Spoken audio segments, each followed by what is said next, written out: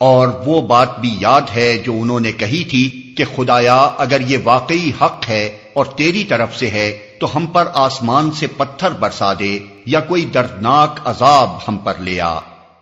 اس وقت تو اللہ ان پر عذاب نازل کرنے والا نہ تھا جبکہ تو ان کے درمیان موجود تھا، اور نہ اللہ کا یہ قاعدہ ہے کہ لوگ استغفار کر رہے ہوں اور وہ ان کو عذاب دے دے۔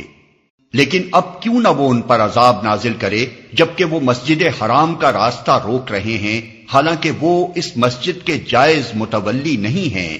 اس کے جائز متولی تو صرف اہل تقوی ہی ہو سکتے ہیں، مگر اکثر لوگ اس بات کو نہیں جانتے۔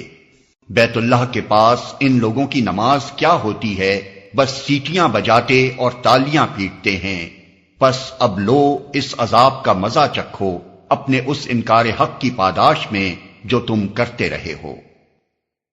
جن لوگوں نے حق کو ماننے سے انکار کیا ہے وہ اپنے مال خدا کے راستے سے روکنے کے لیے صرف کر رہے ہیں اور ابھی اور خرچ کرتے رہیں گے، مگر آخر کار یہی کوششیں ان کے لیے پچھتاوے کا سبب بنیں گی، پھر وہ مغلوب ہوں گے، پھر یہ کافر جہنم کی طرف گھیر لائے جائیں گے تاکہ اللہ گندگی کو پاکیزگی سے چھانٹ کر الگ کرے اور ہر قسم کی گندگی کو ملا کر اکٹھا کرے، پھر اس پلندے کو جہنم میں جھونک دے۔